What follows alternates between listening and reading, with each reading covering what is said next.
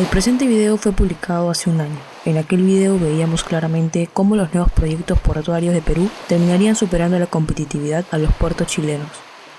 Desde entonces ha pasado muchas cosas. Perú eligió un presidente comunista y Chile votó en mayoría a los políticos con tendencia socialista. La pregunta es, ¿Perú podrá seguir liderando la competitividad portuaria? En agosto del 2019, la ministra de Transporte y Telecomunicaciones de Chile, Gloria Hood, durante una visita al puerto de San Antonio, donde sostuvo reuniones de coordinación, dijo: "El gobierno está preocupado por la gravitación del puerto peruano del Callao, que podría alejar a Chile de las grandes rutas navieras. Es un riesgo que Callao, por ejemplo, tome una cantidad grande de carga y que por eso digo, defender la ruta de las grandes navieras para nosotros es un objetivo importante. Y la forma de defenderlo es siendo muy productivo, que operativamente sean muy eficientes los puertos, que tengan una capacidad de respuesta grande y que sean..." Desde entonces, ¿cuándo ha cambiado el panorama portuario? ¿Qué tan cierto es esto con las declaraciones de la ministra? ¿Por qué Chile está o estaba preocupado por los puertos peruanos? ¿Es verdad que Chile es dependiente de los puertos peruanos? ¿Quién es culpable de la decadencia de los puertos de Chile? El 22 de junio del 2006, el expresidente del Perú, Alan García, señaló en una entrevista que acabamos de iniciar la construcción de un gran puerto en el Callao, que como objetivo nacional es lo que nos va a permitir ganar el Pacífico sudamericano. El siglo XXI es la guerra por el Pacífico, ya no la guerra del Pacífico. A estas alturas de la historia, tanto peruanos como chilenos, debemos saber que la rivalidad en ambos países tiene raíces en el virreinato. Más concretamente, esta rivalidad se intensificó en la era de las repúblicas, que es la actual. Primero, cuando Perú y Bolivia se unieron. El chileno Diego Portales vio ello con profunda preocupación, de manera que le declaró la guerra a la Confederación Perú-Boliviana. Más tarde, Chile ganaría en la Guerra del Pacífico. Antes de comenzar con el video, que para algunos será de su agrado y para otros delirio, el presente video será una actualización del anterior video. El presente video se dividirá en 3 partes. La primera será en una breve explicación de tipos de embarcaciones y puertos. La segunda será la legislación que en ambos países rigen sobre los puertos. Y finalmente, la geopolítica de dominar el Pacífico en América del Sur. Mucha gente podría imaginar que todos los puertos tienen todas las finalidades o el mismo uso, pero eso no es así. Los puertos en cualquier parte del mundo se clasifican según su infraestructura. Tenemos a los puertos comerciales, que son aquellos que se dedican mayoritariamente al manejo y transporte de mercancías y de personal de tráfico marítimo. Puertos industriales, que son aquellos que denominan así a los que se dedican básicamente al manejo de bienes relacionados con las industrias que tienen relación con la zona en la que está situado el puerto. Los puertos pesqueros, como su nombre indica, son los que utilizan para manejar embarcaciones destinadas a la captura y el proceso de la industria pesquera. Los puertos turísticos son aquellos que en su mayoría se dedican a la actividad de cruceros y otros barcos turísticos. Los puertos militares son aquellos puertos específicos y propios para que cubran los servicios necesarios para los buques de guerra y que sirvan de base a las escuadras. Además de estos puertos, existe otra clasificación de los puertos marítimos, una que tiene en cuenta cómo se gestiona el puerto por parte de la autoridad portuaria. De ahí no acaban las clasificaciones. Cada puerto también clasifica, según sus limitaciones para recibir buques. Esta capacidad máxima viene limitada por las infraestructuras portuarias, instalaciones, equipos y recursos humanos existentes en el puerto y a disposición del terminal.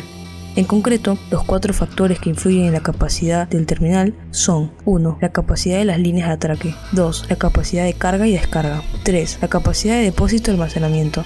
4. La capacidad de las puertas de entrada y salida del terminal. Pero ahí no acaban las limitaciones. Los buques para el transporte internacional de mercancías también se clasifican. Tenemos los buques de carga general. Estos buques son los buques de carga más básicos. No pueden llevar en sus bodegas los contenedores que todos tenemos en mente. Además, cuentan con sus propias grúas para realizar sus operaciones de carga y descarga en los puertos de salida y destino. Graneleros, básicamente utilizados para transportar cargas sueltas, granos, cementos o minerales. El coste total del transporte varía dependiendo de las toneladas de transporte de sus bodegas. Un buque bien cargado suele salir más económico que movilizar este esqueleto de hierro a media carga. La mercancía se descarga con grúas en forma de cucharas.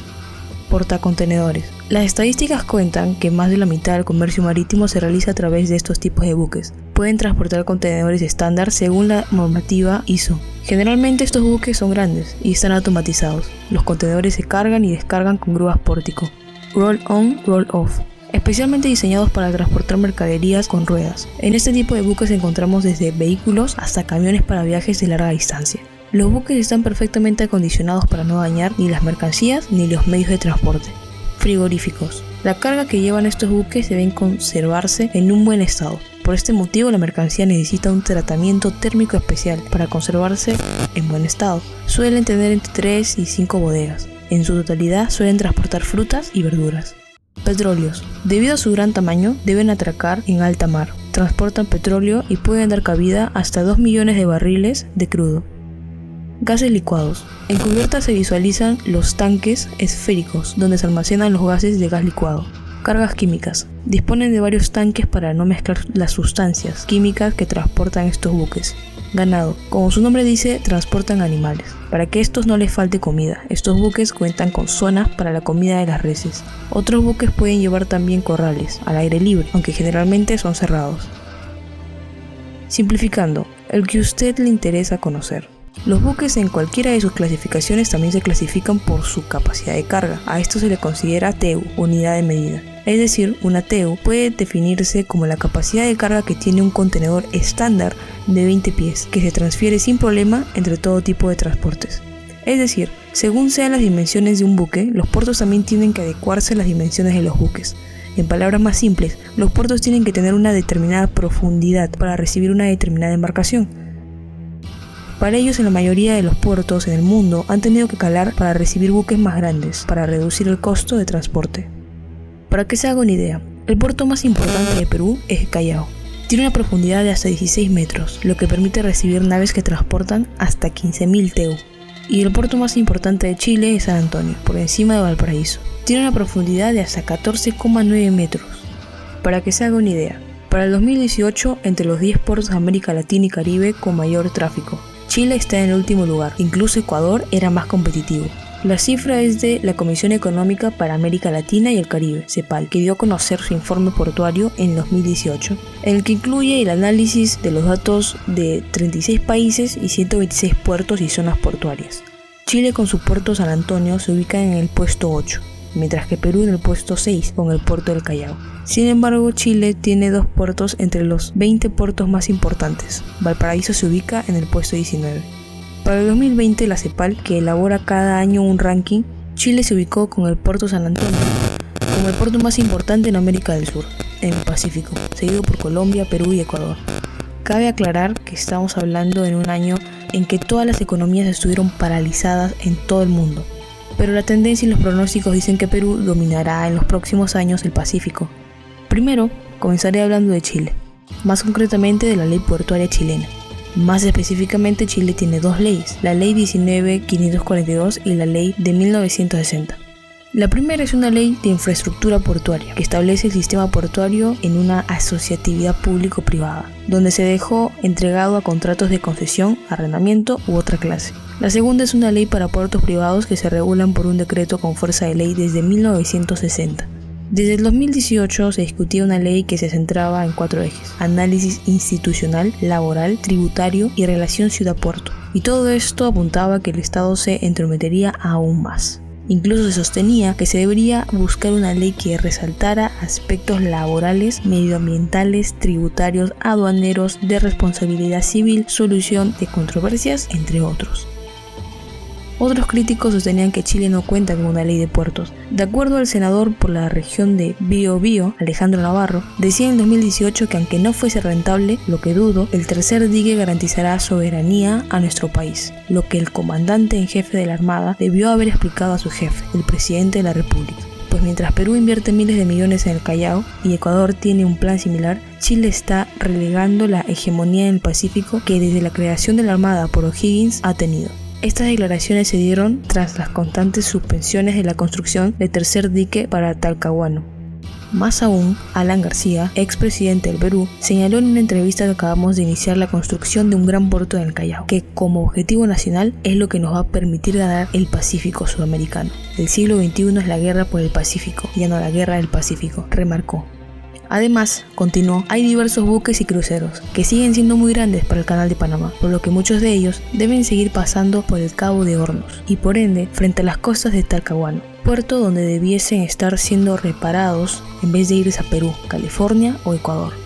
Por su parte, la Armada de Chile, a través del comandante de jefe de la segunda zona naval, contraalmirante Carlos Huber, reiteró que contar con un tercer dique en las instalaciones de ASMAR en Talcahuano no son una prioridad para la institución. Huber agregó que en esos momentos ASMAR está abocado a la construcción de un rompehielos de 10.000 toneladas que debiera estar en servicio en el 2023, que forma parte de ese plan de construcción naval propio, y recordó que el astillero fue creado para atender los requerimientos de la Marina Nacional sobre cualquier otros.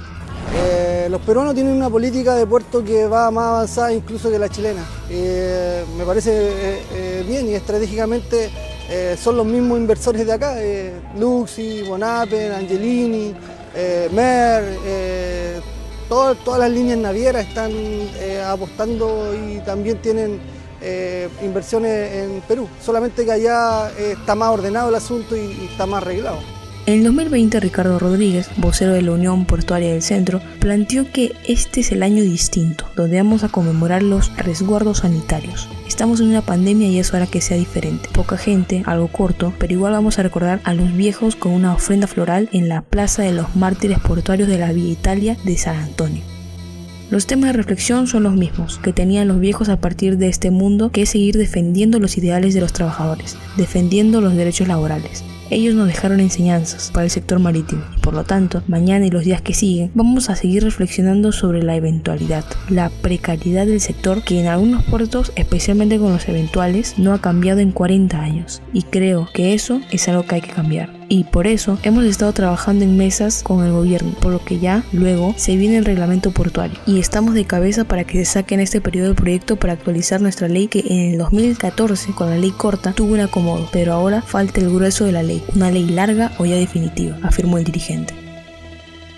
Por otra parte, el vocero del Comunal de Coronel de la Unión Portuaria, Guillermo Jaque, dijo: la gran deuda, y es lo que nos hace reflexionar más a nosotros como sector, es la poca legislación que tenemos. Hoy estamos con una legislación de 30 o 40 años atrás y que no está acorde a lo que hoy se vive. La industria se modernizó a nivel mundial. El contenedor llegó y cambió el escenario de lo que era el trabajo portuario. Y en Chile no se hizo nada al respecto. Y si nosotros estamos atrasados, hoy lo estamos mucho más, porque la pandemia nos hizo entrar bruscamente en un sistema más moderno con el uso de internet, el teletrabajo y de cómo se incorpora tecnología. Sea como sea, la actual ley tiene una vigencia de más de 20 años.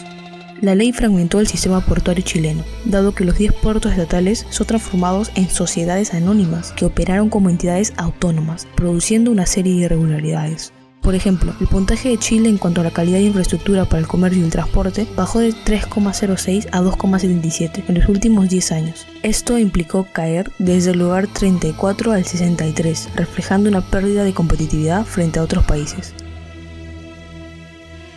Con todo esto existe la preocupación de una dependencia estratégica que inhibe el comercio autónomo y soberano, como también pérdida de competitividad por el aumento de los costos de las cargas transbordadas. Por otra parte, Perú tiene una única ley creada en el 2003, la Ley 27.943, Ley del Sistema Portuario Nacional, que regula las actividades y servicios en los terminales, infraestructuras e instalación ubicadas en los puertos marítimos, fluviales y lacustres, y todo lo que atañe y conforma el Sistema Portuario Nacional, con la finalidad de promover el desarrollo y competitividad de los puertos, así como facilitar el transporte multimodal, la modernización de las infraestructuras portuarias y el desarrollo de las cadenas logísticas en las que participan los puertos. Simplificando, quiere decir que se establece en base a la inversión y mejoramiento de sus puertos y la Autoridad Portuaria Nacional, APN, con potestad sobre la totalidad de sus puertos públicos y privados, con excepción de los puertos de la Marina de Guerra. Todo esto ha hecho atraer inversiones sobre 1.600 millones solo para el Callao. También se trajo a las principales navieras mundiales, el grupo Maersk, Moller, a los Emiratos Árabes y últimamente a la COSCO Group A. Pero, ¿por qué existe una constante preocupación por ambas partes, ya sea chilena o peruana? Los únicos que pueden dominar en el Pacífico en América del Sur son Perú y Chile. Esto porque son los únicos con mayor extensión sobre el Océano Pacífico. Pero el principal interés del dominio del Océano Pacífico es por el protagonismo que van adquiriendo China, India, Indonesia, Corea y otros países asiáticos. Esto hace que los buques de carga en cualquiera de sus categorías estén enfocados en el Océano Pacífico. Históricamente los mares han sido tanto cauce para el desarrollo humano como instrumento de dominio geopolítico. No es coincidencia que las grandes potencias mundiales de los últimos 200 años hayan sido a su vez grandes potencias navales. La disputa por el espacio marítimo la seguimos viviendo en el momento actual y nada sugiere que la geopolítica de los mares vaya a dejar de ser crucial en el futuro. La pregunta más obvia es, ¿los peruanos como chilenos son conscientes de la ubicación geográfica privilegiada? ¿Cuántos peruanos y chilenos son conscientes qué significa ser un país marítimo? Aquí es donde ingresa la visión de los políticos. Perú nunca, jamás tuvo un político visionario, desde la caída del imperio de los incas, mientras que Chile, el único político visionario, fue fusilado por los propios chilenos. En Perú el proceso histórico demuestra que siempre los peruanos tuvieron mentalidad geopolítica. Así, los incas organizaron el espacio del Tahuantinsuyo, donde un punto de vista geopolítico, haciendo del Cusco su núcleo vital, y del cual se expandieron hasta su periferia, fronteras, creando la civilización más avanzada de su época y la mayor cultura de esta región. Durante la colonia, el virreinato del Perú fue el núcleo vital o corazón terrestre del imperio colonial español en América. Desde Lima se administraba toda la periferia del continente americano, hasta donde se expandieron los españoles. Perú se encuentra en la parte central y occidental de América del Sur, teniendo como columna vertebral la cordillera de los Andes. Está rodeado por 5 países limítrofes: Ecuador, Colombia, Brasil, Bolivia y Chile. Mientras que Chile no se puede decir mucho, al ser un país costero con mayor porcentaje de limítrofe con Argentina. Y justo por esa razón, al ser un país costero, dominar el Pacífico ha sido prioridad para Chile. No hacerlo, según Diego Portales, Chile se vería relegado a ser una mera capitanía. Con tal fin, en Chile siempre ha existido una constante preocupación por perder prevalencia en el Pacífico. En el norte de Chile los puertos se utilizan fundamentalmente para el transporte de minerales. En la zona central para el transporte de productos agrícolas y movimiento de contenedores. En la zona sur de Chile para el transporte de productos derivados de la madera. Mientras que en la zona austral están dirigidos principalmente al transporte. El principal puerto chileno es San Antonio, seguido por el puerto Valparaíso y finalmente el puerto Antofagasta. Otros puertos que pueden realizar su transporte marítimo a Chile son Arica, Iquique, Punta Arenas o Mejillones. Pero en marzo del 2019 se tenía noticias como ¿por qué se cayó la principal inversión portuaria en Valparaíso? Desde la caída del Terminal 2 del puerto de Valparaíso ha dado mucho de qué hablar. La zona central del país cuenta con 2 empresas públicas, los puertos de Valparaíso y San Antonio, que compiten entre sí por el desarrollo portuario. Es una competencia bastante absurda, ya que los directorios de ambas empresas son nombrados por la Presidencia de la República, dependen del Ministerio de Transportes y sus presupuestos de inversión son designados por el Ministerio de Hacienda. Esta competencia entre empresas estatales llevó a los puertos de Valparaíso a intentar sacar un proyecto rápido de crecimiento portuario, en vista que San Antonio buscaba hacer lo mismo. Como resultado, ambos puertos licitaron sus proyectos de manera casi simultánea. Principalmente la caída se dio por burocracia política. Y para agregar, el puerto tiene un retraso de 15 años. Incluso hace 10 años se decía que Valparaíso ya estaba atrasado en su desarrollo portuario. Pero los problemas no acaban ahí. En diciembre del 2018, los estibadores del puerto de Valparaíso llevaron a cabo una huelga por más de un mes en demanda de mejoras laborales y salariales. La huelga paralizó el corazón del principal puerto chileno. Al comienzo, los trabajadores pidieron un aumento de turnos y un bono compensatorio de $2.900, unos 2 millones de pesos chilenos, a lo que luego agregaron un crédito bancario de $735, unos 500.000 pesos chilenos, y la eliminación de las listas negras de dirigentes sindicales, activistas a quienes se margina de los turnos. Mientras, Valparaíso generan pérdidas en la imagen del comercio exterior chileno, pero no es la única vez que se realizaron huelgas. En el 2013, en aquella ocasión, se reportaba pérdidas diarias de unos $210 millones. Pero nuevamente los problemas no acaban ahí. En junio del 2015, la empresa portuaria de Iquique decidió poner fin a una concesión de la empresa que tiene en el puerto de esa ciudad. En marzo del 2019, Terminal Cerros de Valparaíso S.A., una subsidiaria de Aleática, comunicó oficialmente a la empresa portuaria Valparaíso que ha decidido ejercer su derecho contractual para no continuar el contrato de concesión para construir, mantener y operar la Terminal 2 del puerto de Valparaíso.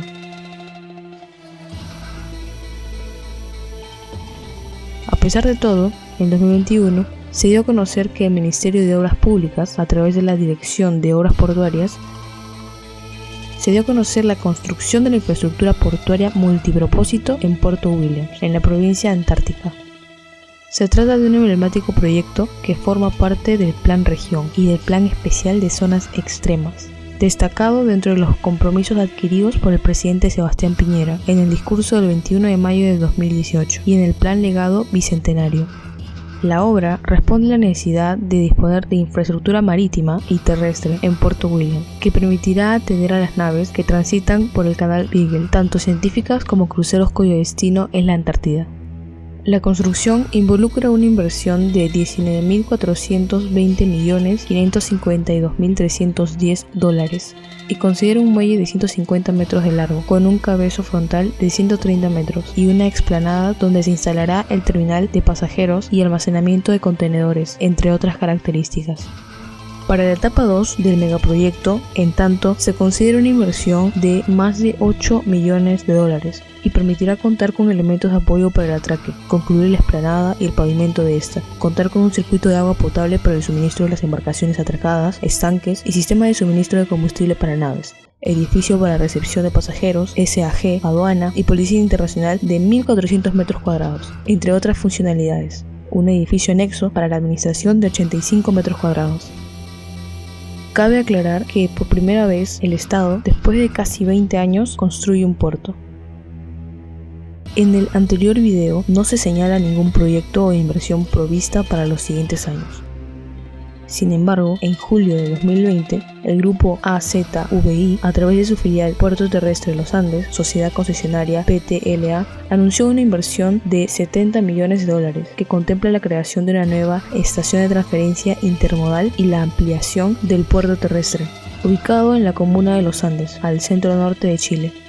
Esta iniciativa ampliará en un 50% el recinto con un impacto permanente en la cadena logística y operativa. Demandará además la creación de nuevos puestos de trabajo directos e indirectos que beneficiarán la zona del Valle de Aconcagua, la región de Valparaíso y favorecerá a la economía a nivel nacional a través de la inversión privada en momentos donde se requieren obras para dinamizar el país, indicó Juan Lacasín, gerente general de la compañía. La inversión busca satisfacer el crecimiento de la demanda que ha tenido el recinto desde que entró en operación el año 2006. Lo anterior se explica por el aumento de las actividades logísticas relacionadas con la cadena de suministro del comercio exterior y de las cargas en tránsito, cuyo volumen estimado es de 20.000 contenedores anuales. En la actualidad, este recinto de zona primaria aduanera es el único establecimiento de su tipo concesionado por el Estado.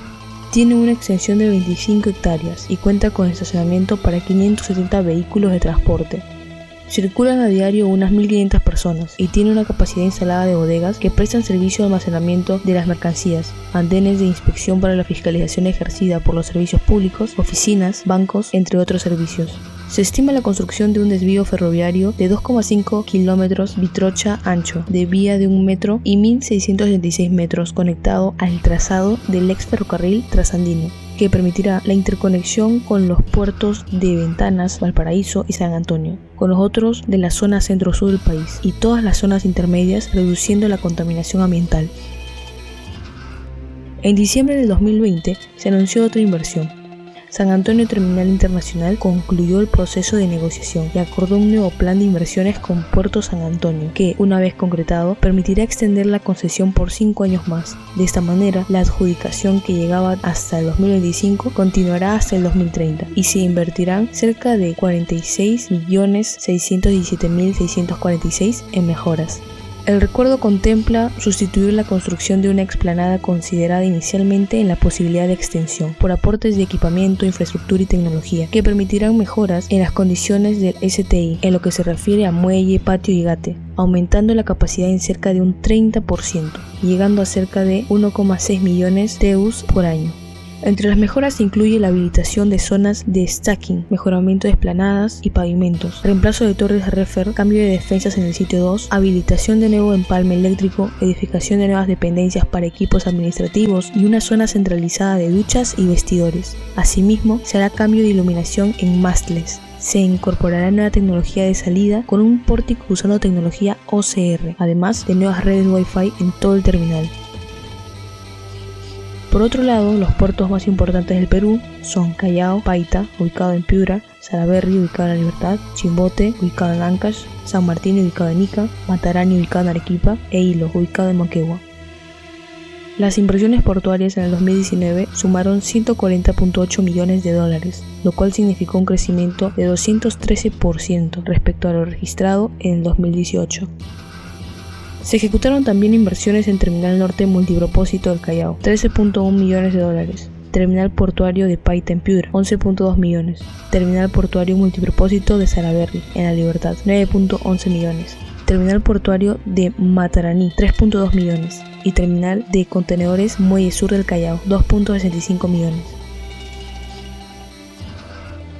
El organismo supervisor de la inversión en infraestructura de transportes de uso público de Perú, OSITRAN, informó que las inversiones valorizadas durante el 2020 alcanzaron $455,9 millones, sustentadas principalmente por los capitales de la línea 2 del Metro de Lima y Callao, con la ejecución de $243,1 millones, de los cuales las inversiones en puertos durante el 2020 alcanzaron $75,3 millones, destacando las capitales colocados en el Terminal Portuario General San Martín y el Terminal Portuario Multipropósito de Salaberry.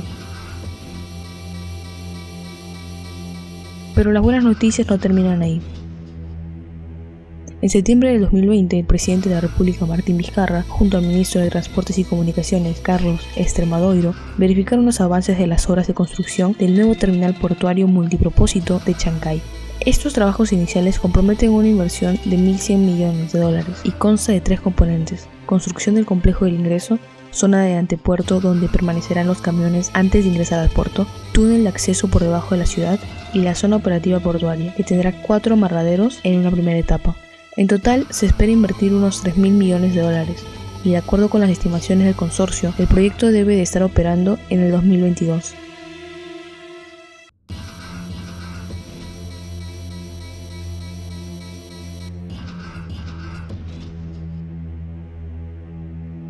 En mayo del 2019, el presidente de la República, Martín Vizcarra Cornejo, y la ministra de Transportes y Comunicaciones, María Jara Risco, participaron en la suscripción del acuerdo societario que permitirá la ejecución del terminal portuario multipropósito de Chancay. Esta suscripción se da con las asociaciones de terminales portuarios Chancay S.A., subsidiaria de la compañía minera Volcán, y la empresa estatal China COSCO Shipping Ports Limited. En su etapa inicial se prevé la inversión de $1.300 millones para la construcción de 4 amarraderos, la ejecución del complejo de ingreso al puerto, ubicado al este de la Panamericana Norte, y un túnel de 1,8 kilómetros que unirá la zona operativa y el punto de acceso, sin afectar la ciudad.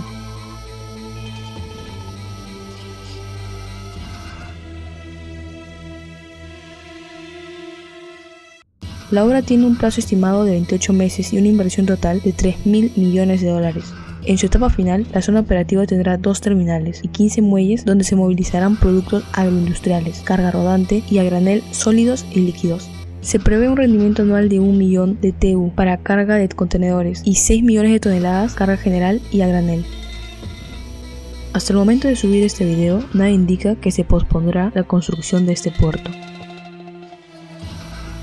Con este nuevo proyecto se espera que Perú pase a ser el principal portuario del Pacífico en Sudamérica. Será muy superior al puerto del Callao, incluso a los puertos chilenos. Con el puerto de Chancay se espera recibir hasta embarcaciones Triple-E, considerados los barcos portacontenedores más grandes del mundo. En palabras del gerente general de la Autoridad Portuaria Nacional, Guillermo Bouroncle, este puerto permitirá traer carga hacia la zona central de Perú y de ahí redistribuir a través de otras naves menores hacia el sur, Chile, Ecuador, Colombia. Será una instalación bajo el modelo de Landlord Port, desde quien desarrolla la infraestructura. En este caso, la compañía china COSCO Shipping Port tiene la integración vertical, un monopolio dentro del terminal portuario para poder dar de manera exclusiva todos estos servicios. Para el que no haya entendido, desde el 2019 el proyecto es controlado por la compañía estatal china COSCO Shipping Ports, 60%, que tiene a la minera Volcán, propiedad de la suiza Glencore, como socia minoritaria, 40%. Si bien COSCO ya participa en 52 puertos y terminales a nivel global, este sería el primer puerto manejado por capitales chinos en toda América Latina. Se espera que para el 2024 el megapuerto entre en pleno funcionamiento y consolide aún más la influencia de China sobre el subcontinente sudamericano, y en especial sobre Perú. Lo vemos como una pieza clave para aumentar nuestra competitividad logística, dice respecto a la promesa de Chancay Xavier Montes, gerente de facilitación de comercio en Comex, una de las sociedades peruanas de comercio que agrupa a importadores y exportadores. Por ejemplo, las naves que hoy demoran unos 45 días en llegar desde Asia a Sudamérica, con este nuevo puerto podrían hacerlo en solo 22. Tras la llamada guerra comercial entre dos superpotencias, China además despliega su estrategia de integración global con el proyecto de la Franja y la Ruta, en busca de promover infraestructuras favorables a su flujo comercial. Ya han firmado acuerdos con 138 países, pese a las advertencias que han difundido los Estados Unidos sobre posibles sobreendeudamientos. Dada su ubicación privilegiada, el Perú es un escenario importante en el mapa de esta nueva ruta de la seda. Por un lado tiene la costa del Pacífico mirando al Asia, y por el otro podría convertirse en un canal de paso hacia el Brasil y el Atlántico. Pero las nuevas noticias no terminan ahí. En junio del 2021, el Pleno del Congreso de Perú aprobó por unanimidad el proyecto de ley 07340, que declara de preferente interés nacional y necesidad pública la construcción del megapuerto de Hilo, en la región de Moquegua. Según la norma, la propuesta obedece al pedido y necesidad de la población de Moquegua para fortalecer las actividades económicas relacionadas al intercambio comercial de mercancías a nivel nacional e internacional. Además, precisa que la construcción del megapuerto de Hilo permitirá alcanzar un incremento en la tendencia de llegada de barcos con mayores capacidades y calados que mejorarán la competitividad, reducirán los costos y alcanzarán una máxima eficiencia en la importación y exportación del comercio. Incluso menciona que el puerto tiene el potencial de ser una alternativa de salida para la carga de Brasil y Bolivia, que tengan como destino la zona oeste de Estados Unidos y Asia. Pero, ¿por qué Perú quiere construir otro puerto? Tras las limitaciones surgidas por la pandemia y la crisis política del 2020, Bolivia recuperó e intensificó las exportaciones e importaciones por el puerto peruano de Hilo, que a septiembre de este año se incrementó en un 207% en comparación con similar periodo del año pasado, según datos de la Administración de Servicios Portuarios. Por este puerto peruano, la ASP-B movilizó 63.594 toneladas de carga entre enero y septiembre del 2021, respecto al mismo periodo del año pasado, cuando se despacharon 20.729 toneladas, es decir, un crecimiento del 207%, indicó la entidad en un comunicado. De acuerdo con los datos oficiales, se proyecta superar hasta fin de año más del 250% del incremento del movimiento de carga boliviana por el puerto de Hilo. Cabe recordar que Perú y Bolivia en 2018 firmaron un acuerdo bilateral para potenciar la actividad comercial de ambos países a través del desarrollo del puerto de Hilo. En ese acuerdo se estableció un 30% para la carga procedente de Bolivia. En declaraciones que recoge el diario Página 7, el ministro de Relaciones Exteriores, Diego Pari Rodríguez, explicó que uno de los elementos más importantes de este acuerdo es el hecho de que los transportistas ya no tendrán que esperar. En la actualidad, cuando salen del puerto de Arica, en Chile, tienen que esperar entre 20 y 25 días para recoger o dejar la carga que portan. En cambio, Hilo, administrado por la Empresa Nacional de Puertos del Perú, ENAPU, se ha comprometido a que la instalación funcionará durante todo el día, lo cual permitirá agilizar la actividad comercial. A juicio de Pari, el puerto de Hilo constituye una oportunidad importante, ya que facilita la conexión del país con el Pacífico, dando pie a un servicio ágil. Hay una menor acumulación de camiones, simplifica la salida y movimiento de los transportistas. Además, nos ofrece un descuento del 30% en los costos de operación, posibilitando, en definitiva, mejorar nuestro comercio interno y externo. El proyecto se tiene pensado que sea un punto logístico para el tren bioceánico, un tren que uniría el Océano Pacífico con el Atlántico. La idea del tren bioceánico es crear la ruta más cercana con el mercado chino. Para ello, tiene proyectado construir el puerto de Hilo. Aún este depende mucho de Bolivia y Brasil. Sin embargo, desde el ascenso al poder del actual presidente del Perú, muchos suponen que las relaciones diplomáticas entre ambos países serán más que buenas. Y desde luego, el tren bioceánico está en los planes. Sin embargo, Chile también tiene el anhelo de unir un corredor bioceánico que una a Chile con Brasil y atraviese el norte argentino. Sin embargo, este proyecto involucra 4 países, es decir, que 4 gobiernos tienen que ponerse de acuerdo. No obstante, tiene la ventaja de que en territorio brasileño y chileno no sea necesario agregar infraestructura camionera. pues todos los trazados necesarios existen y están pavimentados. En territorio argentino solo falta algo más de 100 kilómetros por pavimentar hasta el paso de Sico, existiendo y estando transitable esa ruta. Pero no es el único proyecto en el lado peruano.